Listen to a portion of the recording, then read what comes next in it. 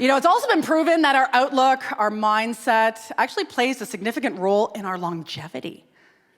Yeah. Actually, medical case studies have now proven that people who laugh and play a lot in their lives, they're able to see the humor in things and have low stress levels, they're living between 1.7 to 8 years longer than their stressed out counterparts.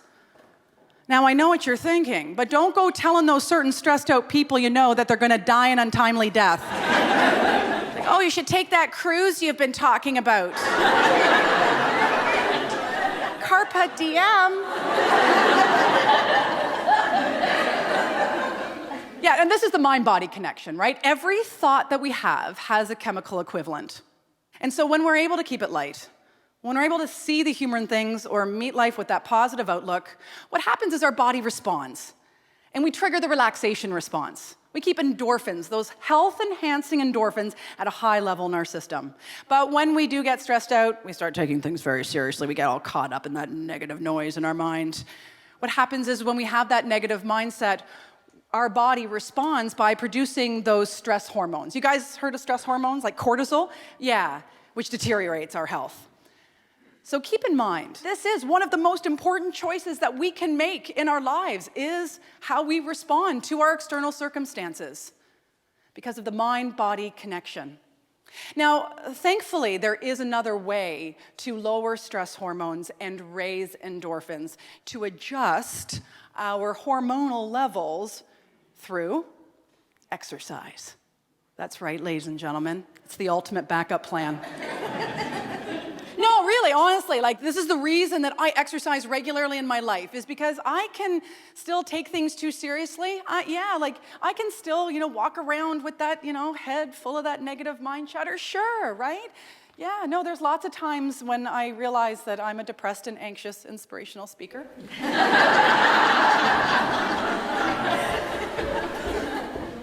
But I'm just like you guys. I'm working at it just as much as anybody else. I just try to meet life with a sense of humor and a positive outlook, but there are just some times when it's so tough, and you do get stressed out. So what I do is then I implement the backup plan. I make sure I exercise regularly, so the stress hormones stay lower, the endorphin levels stay higher. Yeah, so there you go. Just keep that in mind, that is a great backup plan to have. And so, just in case you're interested in the facts here, they say that in order to gain the mental and health benefits of exercise, it's very important that you do it regularly. Regular exercise is defined by getting your heart rate up and your body all sweaty for at least 20 minutes several times a week. Now, they say that you're most likely to engage in regular exercise if you choose an activity that you like to do. Makes sense, hey guys? Yeah. So right now, I just want you to sit back and I want you to think about an activity that you like to do that gets your heart rate up and your body all sweaty. Well, we've got some dirty birds here at the Peel Children's Center. Well, dirty birds, just so you know, that activity actually does count. Got someone very excited over there. But just so you know, there is a catch. You're gonna have to convince the other person to do it with you for at least 20 minutes several times a week. You might wanna start taking up Zumba. I'm a realist. Who's got time for that? We're busy, right? Exercising, it's never really fun, but I honestly, because I have to work hard at this as much as anybody else, that's why I try to, move my body regularly, is ultimately to keep those hormones, those stress hormones down, those endorphins high. So every morning I do 5 sit-ups. I know it doesn't sound like much, but there's only so many times you can hit the snooze button. But that's pure core, by the way. That is pure core, just right?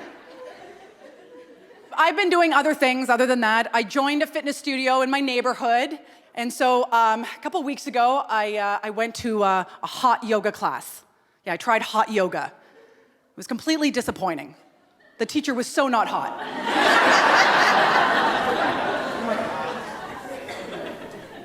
But then I tried a spinning class. Yeah, and everybody gave me these weird looks when I got off my bike and I started walking beside it. Well, we were going up a hill.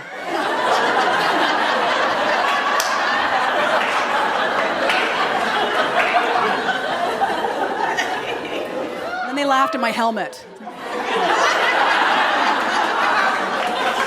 But you know, when it comes to exercising regularly, I think the most important thing to do is to keep it to yourself. Right? I mean, really. Because let's admit it, unless you fell off the treadmill and smacked your face or farted in yoga class, nobody wants to hear about your workout. Right? Nobody needs to be seeing you checking into the gym on Facebook. Nobody likes to see somebody's selfie at the gym on Facebook. Because nobody's sitting there looking at anyone's selfie at the gym, thinking, wow, she's really got it together. I just want to be like her. Such an inspiration. No, they're not doing that. They're not doing that. You know what they're doing? They're clicking unfriend.